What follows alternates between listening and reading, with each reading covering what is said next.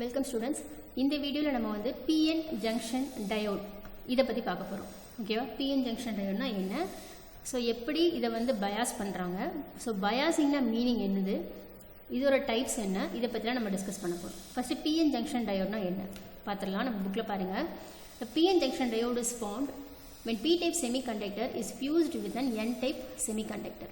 So என்ன சொல்ல வராங்க, ஒரு PN junction diode அப்படிங்கிறது ஒரு P-type செமிகண்டக்டரை ஒரு N-type செமிகண்டக்டரோட ஃபியூஸ் பண்ண வைக்கிறது தான் இந்த PN junction diode. ஓகேவா? ஸோ இதை வந்து இப்போ P-type N-type மட்டும் நம்ம யூஸ் பண்ண மாட்டோம். இப்போ NP N-type PNP டைப் அப்படிலாம் இருக்குது. அதாவது ரெண்டு P-type செமிகண்டக்டர் நடுவில் வந்து N-type செமிகண்டக்டரை ஃபியூஸ் பண்ணுற மாதிரிலாம் நம்ம வந்து என்ன பண்ணலாம், யூஸ் பண்ணலாம். ஓகேவா? ஸோ நம்ம இப்போ பார்க்க போகிறது ஒரு சிங்கிள் PN ஜங்ஷன் டயோட் பற்றி தான் பார்க்க போகிறோம்.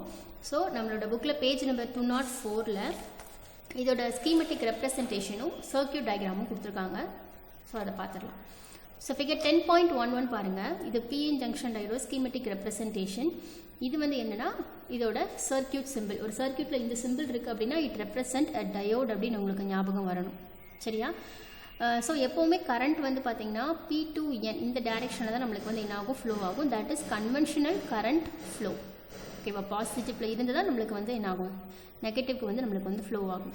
ஓகே, அடுத்து ஒரு முக்கியமான டாபிக் என்னென்னா பயாசிங் அ டயோட். ஒரு டயோடை வந்து எப்படி வந்து பயாஸ் பண்ணுறது அப்படின்னு நம்ம வந்து பார்த்துடலாம். நம்மளுக்கு ஆல்ரெடி தெரியும், ப்ரீவியஸ் வீடியோஸில் நம்ம என்ன பார்த்துருக்கோன்னா, ஒரு PN ஜங்ஷன் டயோடில் அந்த டிப்ளீஷன் ரீஜியன், இந்த சென்டரில் ஃபார்ம் ஆகக்கூடிய இந்த டிப்ளீஷன் ரீஜன் இருக்குது பாருங்கள். இதில் இருக்கக்கூடிய அயான்ஸ் எல்லாமே மூவ் ஆகாத அயான்ஸ், அதாவது இம்மொபைலைஸ்டு அயான்ஸ். ஓகேவா? ஸோ இதுக்கு மேலே இதை தாண்டி நம்மளுக்கு வந்து என்ன ஆகாது, எலக்ட்ரான்ஸ் வந்து ஃப்ளோ ஆகாது. இது ஒரு பேரியர், ஒரு தடுப்பாக இது வந்து என்ன பண்ணும், செயல்படும். சரியா? இதுதான் பெரியர் பொட்டன்ஷியல் அப்படின்னு நம்ம வந்து சொல்லுவோம். பெரியர் ரீஜியன் அப்படின்னு நம்ம என்ன பண்ணுவோம், சொல்லுவோம். ஸோ பயாசிங் அப்படின்னா அப்போ ஒரு ஃப்ரீ எலக்ட்ரானை இந்த ரீஜியனை தாண்டி நான் மூவ் பண்ண வச்சா மட்டும்தான் எனக்கு கரண்ட் வந்து ஃப்ளோ ஆகும். அப்படி நான் ஒரு ஃப்ரீ எலக்ட்ரானை மூவ் பண்ண வைக்கணும் அப்படின்னா I have to give some external energy. ஓகேவா? இந்த சார்ஜ் கெரியர்ஸ்க்கு நான் ஒரு எக்ஸ்டர்னல் எனர்ஜி கொடுக்கணும். அந்த எக்ஸ்டர்னல் எனர்ஜி எப்படி கொடுக்கலாம் அப்படின்னா, ஒரு வோல்டேஜ் சோர்ஸ் அப்ளை பண்ணுறதன் மூலியமாக நான் எக்ஸ்டர்னல் எனர்ஜி கொடுக்கலாம். ஓகேவா? ஸோ இப்படி கொடுக்கறதுனால அந்த சார்ஜ் கேரியர்ஸை இந்த பேரியரை இதை ஓவர் கம் பண்ணி அதை மூவ் பண்ண வைக்கிறது தான் நம்மளோட வேலை. ஓகேவா? ஸோ அதுதான் பயாசிங் அப்படின்னு சொல்கிறாங்க. ஸோ இப்போ இதை ரீட் பண்ணி பாருங்கள், உங்களுக்கே புரியும். Biasing means providing external energy to charge careers. ஒரு எக்ஸ்டர்னல் எனர்ஜியை எதுக்கு நம்ம கொடுக்குறோம், சார்ஜ் கேரியர்ஸ்க்கு வந்து கொடுக்குறோம். சார்ஜ் கேரியர்ஸ்னால் என்னது, ஃபஸ்ட்டு P டைப்பில் எது அதிகமாக இருக்கும், ஹோல்ஸ் அதிகமாக இருக்கும். N டைப்பில் எலக்ட்ரான்ஸ் அதிகமாக இருக்கும். ஸோ இது ரெண்டையுமே நம்ம வந்து சார்ஜ் கேரியர்ஸ் அப்படின்னு சொல்கிறோம். ஸோ இந்த சார்ஜ் கேரியர்ஸ்க்கு நம்ம கொடுக்கக்கூடிய எக்ஸ்டர்னல் எனர்ஜி தான் என்னது, பயாஸ். ஸோ இந்த எனர்ஜியை அந்த சார்ஜ் கேரியர்ஸ்க்கு நம்ம கொடுத்தோம் அப்படின்னா அது பெரியர் பொட்டன்ஷியலை ஓவர் கம் பண்ணி குறிப்பிட்ட டைரெக்ஷனுக்கு மூவ் ஆகும் and make them move in a particular direction. ஒன்று இந்த charge carriers towards the junction, ஜங்ஷனை நோக்கி மூவ் பண்ணணும், ஜங்ஷனை நோக்கி மூவ் பண்ணணும், அல்லது அவே ஃப்ரம் த ஜங்ஷன். ஓகேவா? ஸோ பயாஸ் வோல்டேஜ்னா என்ன, ஸோ இதுதான் பயாசிங். பயாசிங்னா எக்ஸ்டர்னல் எனர்ஜி நம்ம கொடுக்குறது தான் பயாசிங்னு சொல்கிறோம். பயாஸ் வோல்டேஜ்னா என்னென்னா, நம்ம ஒரு எக்ஸ்டர்னல் வோல்டேஜ் நம்ம வந்து சப்ளை பண்ணுறோம் இல்லையா, அதுதான் என்னது, பயாஸ் வோல்டேஜ் அப்படின்னு சொல்கிறோம். ஓகேவா? ஸோ இதோட பொலாரிட்டியை பொறுத்து, பொலாரிட்டினா சைன், பாசிட்டிவ் ஆர் நெகட்டிவ் சைனை பொறுத்து இது ஃபார்வர்ட் பயாஸா அல்லது ரிவர்ஸ் பயாஸா அப்படின்னு நம்ம என்ன பண்ணிடலாம். ஃபார்வர்ட் பயாஸ்னா move towards the junction, reverse பயாஸ்னா அவே ஃப்ரம் த ஜங்ஷன். ஓகேவா? இதை நம்ம வந்து கிளாஸிஃபை பண்ணலாம். ஸோ 2 டைப்ஸ் ஆஃப் பயாசிங், ஒன்று ஃபார்வர்ட் பயாஸ், இன்னொன்று ரிவர்ஸ் பயாஸ். ஃபார்வர்ட் பயாஸ்னால் என்னது ஃபஸ்ட்டு? ஸோ ஃபார்வர்ட் பயாஸ்னால் என்னென்னா, P டைப் இருக்குது பார்த்தீங்களா, இந்த P டைப் செமிகண்டக்டர் இந்த எண்டை வந்து நான் பாசிட்டிவ் டெர்மினலோட கனெக்ட் பண்ணணும், N டைப்பை நான் வந்து நெகட்டிவ் டெர்மினலோட கனெக்ட் பண்ணணும். ஸோ இப்படி நம்ம கனெக்ஷன் கொடுத்தோம் அப்படின்னா that is called forward bias. So அதை வந்து ஃபார்வர்ட் பயாஸ் அப்படின்னு சொல்கிறாங்க. எதுக்காக நம்ம இந்த ஃபார்வர்ட் பயாஸை வந்து கொடுக்குறோம் அப்படின்னா, the application of a forward bias potential pushes electrons in the N side and the holes in the P side towards the junction. நல்லா கவனிங்க, நம்ம இப்படி கனெக்ட் பண்ணுறதுனால இதை வந்து ஃபார்வர்ட் பயாஸ் அப்படின்னு சொல்கிறோம். ஸோ இப்படி கனெக்ட் பண்ணுறதுனால எலக்ட்ரான்ஸ் இந்த என் சைடில் இருக்கக்கூடிய எலக்ட்ரான்ஸை ஜங்ஷனை நோக்கி புஷ் பண்ண வைக்கிது. இங்கே பாருங்கள், மேலே நம்மளுக்கு பிக்சர்லேயே அழகாக கொடுத்துருக்காங்க. இங்கே இருக்கக்கூடிய எலக்ட்ரான்ஸை ஜங்ஷனை நோக்கி புஷ் பண்ண வைக்கிது. ஓகேவா, ஏன்னா இங்கே நம்ம நெகட்டிவ் போலாரிட்டியோட கனெக்ட் பண்ணியிருக்கோம். ஓகேவா, so like charges repels each other. அப்போ எலக்ட்ரானும் நெகட்டிவ் சார்ஜஸ் தான். ஸோ நெகட்டிவ் நெகட்டிவ் ரிப்பல் ஆகும். இது என்னாகும், ஜங்ஷன் நோக்கி மூவ் ஆகும்.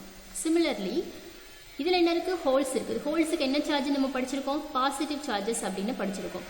நம்ம இந்த எண்டை பாசிட்டிவ் டெர்மினலோட நம்ம வந்து கனெக்ட் பண்ணியிருக்கோம். ஸோ அதனால் like charges ripple, positive ripple ஆகும். ஸோ இங்கே இருக்கக்கூடிய ஹோல்ஸ் எல்லாமே இந்த ஜங்ஷன் நோக்கி என்ன ஆகும், நம்மளுக்கு வந்து மூவ் ஆகும். ஓகேவா, ஸோ இப்படி மூவ் ஆகுறப்போ இந்த டிப்ளீஷன் ரீஜியனில் மூவ் ஆகாத அயான்ஸ் இங்கே தானே இருக்கும். ஸோ நம்ம ஆல்ரெடி பார்த்துருக்கோம், என் டைப்பில் ஃபுல்லாகவே பார்த்தீங்கன்னா இந்த இடத்துல பாசிட்டிவ் சார்ஜஸ் இருக்கும். பி டைப்பில் இந்த இடத்துல ஃபுல்லாகவே என்ன இருக்கும், நெகட்டிவ் சார்ஜஸ் இருக்கும். ஓகேவா, ஸோ இங்கே உள்ள ஹோல்ஸ் வந்து இதோட என்ன ஆகுது, ரீகம்பைன் ஆகுது. இங்கே உள்ள எலக்ட்ரான்ஸ் வந்து இங்கே இருக்கக்கூடிய ஹோல்ஸோட ரீகம்பைன் ஆகுது. சரியா, ரீகம்பைன் ஆகுறதுனால இந்த டிப்ளீஷன் ரீஜனோட அளவு என்ன ஆயிடுது, கம்மி ஆயிடுது. நம்மளுக்கு டிப்ளீஷன் ரீஜனோட அந்த வித் இருக்கு இல்லையா, அந்த வித் வந்து என்ன ஆயிடுது, நம்மளுக்கு கம்மி ஆகுது. ஓகேவா, ஸோ டிப்ளீஷன் ரீஜன் வித் கம்மியானுச்சு அப்படின்னா, அதாவது உனக்கு வந்து எலக்ட்ரான்ஸ் இங்கேருந்து இந்த ரீஜனுக்கு நம்மளுக்கு மூவ் ஆகணும். இங்கே பெரிய பிரிட்ஜ் இருக்குன்னு வச்சுக்கோங்களேன். இந்த பிரிட்ஜ் வந்து அளவில் ரொம்ப சின்னதாக இருந்துச்சு அப்படின்னா இங்கேருந்து இங்கே பாஸ் ஆகுறதுக்கு ரொம்ப ஈஸியாக இருக்கும்ல, அதே தான். ஸோ ஃபார்வர்ட் பயாஸ் நம்ம பண்ணணும் அப்படின்னா இந்த டிப்ளீஷன் ரீஜனோட வித்து வந்து ரொம்ப கம்மியாயிருது. அதனால் எலக்ட்ரான்ஸ் வந்து ஈஸியாக என்ன பண்ண முடியுது, இந்த பெரியர் பொட்டன்ஷியலை கடக்க முடியுது. ஓகேவா, இதுதான் நம்ம ஃபர்ஸ்ட் பேராகிராஃபில் எக்ஸ்பிளைன் பண்ணியிருக்காங்க. ரெண்டாவது பாருங்கள், the electron from the n side is now accelerated towards the p side as it experiences a reduced barrier potential at the junction. So இந்த இடத்துல நம்மளுக்கு பெரியர் பொட்டன்ஷியல் கம்மி ஆயிடுது. கம்மி ஆகிறதுனால n சைடில் இருக்கக்கூடிய எலக்ட்ரான்ஸ், கொஞ்சம் எலக்ட்ரான்ஸ் ரீகம்பைன் ஆகிட்டு ரிமைனிங் எலக்ட்ரான்ஸ் எல்லாமே என்ன ஆகுது அப்படின்னா பி சைடை நோக்கி ஆக்சலரேட் ஆகுது. ஓகேவா, in addition the accelerated electrons experiences a strong attraction by the positive potential applied to the p side.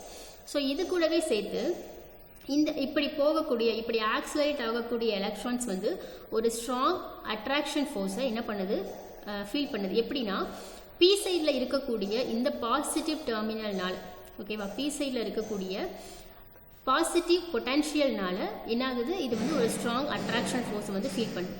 So இதனால் என்ன நடக்குது அப்படின்னா movement of electrons in the N side towards the P side. Electrons வந்து எங்கேருந்து எங்கே போகுது, என் சைடில் இருந்து பி சைடு நோக்கி என்ன ஆகுது, மூவ் ஆகுது. ஒன்றும் இல்லை, என்னென்னா இந்த வித்து வந்து நம்மளுக்கு ஃபஸ்ட்டு ரெடியூஸ் ஆகிடுது.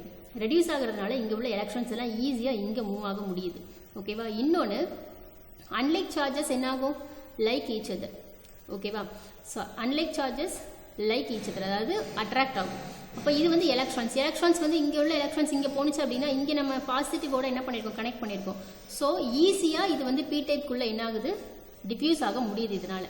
ஓகேவா, ஸோ இப்போ என்ன சொல்கிறாங்கன்னா நம்ம வெளியே அப்ளை பண்ணக்கூடிய இந்த வோல்டேஜ் சோர்ஸை நம்ம இன்க்ரீஸ் பண்ணணும் அப்படின்னா இந்த பாசிட்டிவ் வேல்யூ நம்மளுக்கு வந்து அதிகமாகும்.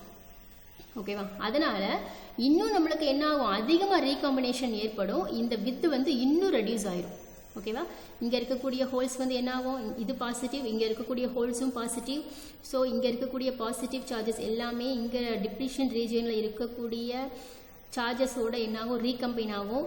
இதோட அளவு ரொம்ப கம்மியாயிரும். ஸோ இங்கே இருக்கக்கூடிய எலக்ட்ரான்ஸ் எல்லாமே ஈஸியாக இந்த இடத்துக்கு என்ன ஆகுது, டிஃப்யூஸ் ஆகுது.